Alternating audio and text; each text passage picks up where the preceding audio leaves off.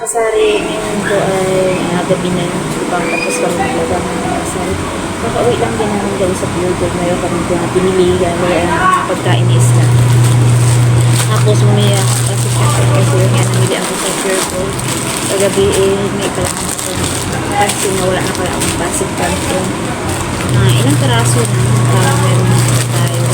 So ayun. So yung biggest food ko na.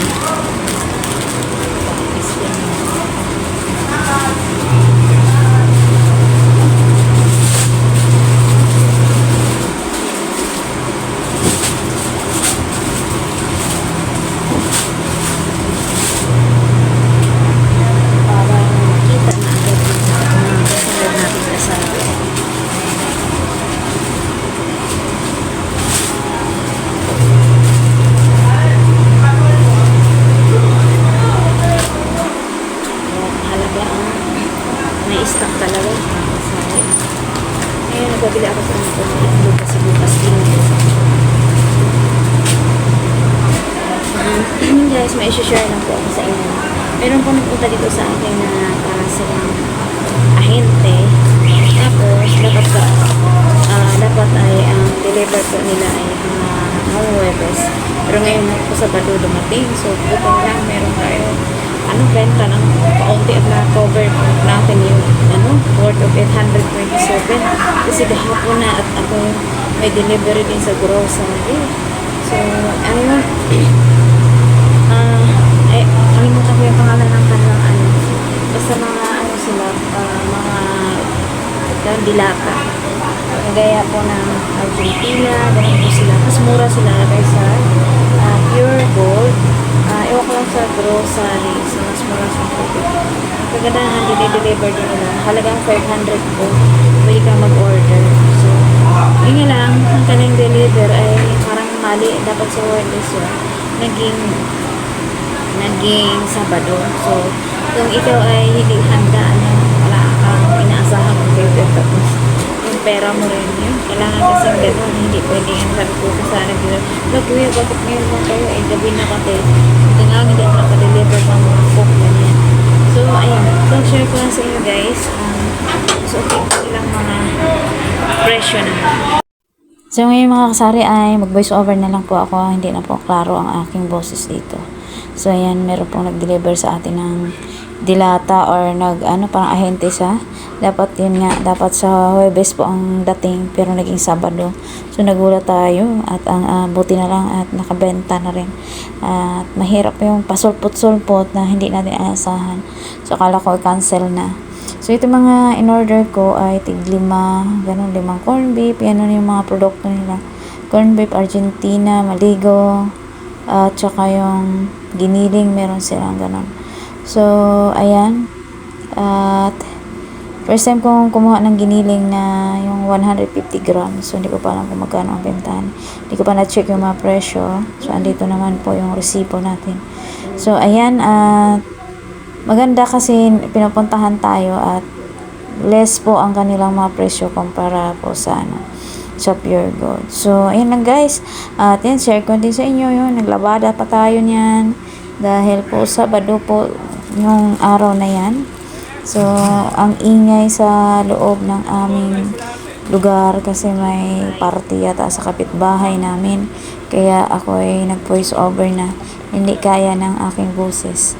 At ayan, actual natin may bintahan na mga kasari sa ating munting tindahan.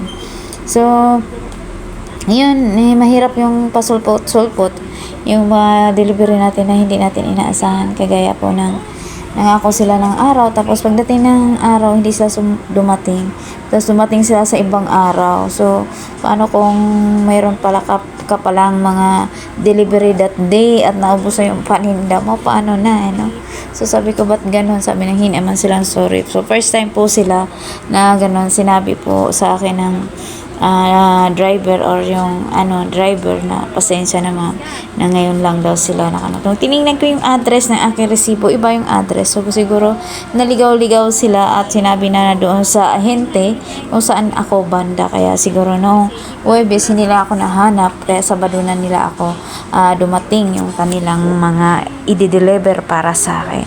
So, medyo okay yung price nila. Mas mura sila sa Pure Gold or sa grocery, parang ganon. So, malaking bagay din po. So, 500 daw po ang minimum ng kanilang order pwede. So, ayan. Kasi dati yung Lucky Me po, yung pinukuhanan ko Lucky Me, lumipat na kasi kami. Hindi ko na alam kung nasaan na sila, kung nadaan ba sila dito. Kahit 500, okay lang sa kanila. So, ayan. Malaking bagay din yun. Halimbawa na pupunta sa ating tindahan at nagde-deliver sila.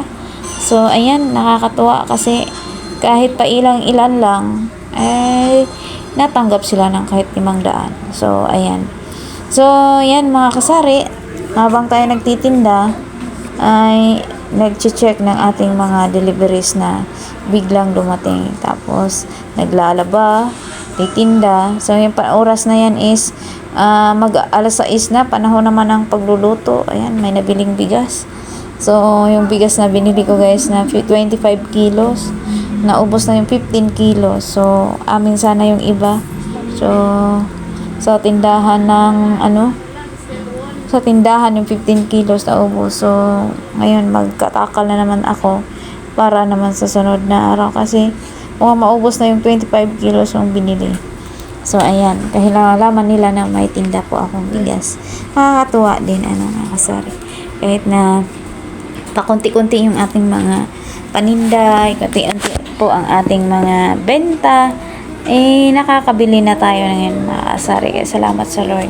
Salamat na umaangat-angat na ang ating tindahan ngayon sa bintahan, mga kasari. Kaya hindi ako gaanong nakapag-live na sa aking channel kasi tawag nun, busy na ang inyong lingkod, tindera na mga kasari. Kaya salamat sa Lord na naway tuloy-tuloy pa at rumaragasang pagpapalang, walang sukat na masisidlan, siksik-liglig at rumaragasa. Ika nga. Kaya i-claim ko na po yan lagi. At naway, na dahil sa ating sari-sari store, makabili tayo ng bagong bahay, bagong buhay. So, ayan. So, maraming salamat po sa mga lahat ng nanonood sa aking mga video na walang sawang sumusuporta sa aking mga vlog, sa aking Facebook page, Lynn Channel, and then sa aming channel ni Scott Lynn and Scott in the Philippines and the Scotty B Show. Hindi na kami nakapag-live guys. So, busy. Bihira kami makapag-upload sa iba naming channel. And doon po sa aking FB page, Reels naman po. So, ayan. Thank you po sa inyo. So, ayan, yung buhay tindera, buhay nanay, buhay sari-sari store. So, hindi man ganun kalakihan, pero napaka-sobrang thankful na po tayo. So, malaking bagay po sa akin kasi wala tayong trabaho. Ang aking mga anak, kailangan ko po silang paaralin araw-araw po, pamasahe, baon. So, ayan. Kaya, malaking bagay po ngayon. Kaya, ayun, ang ingay ni Kapam. Nag-off. Voice over. So, nagkausap yung pusa. So, ayan, maraming salamat sa inyong lahat. Shout out to Bishi Mami M.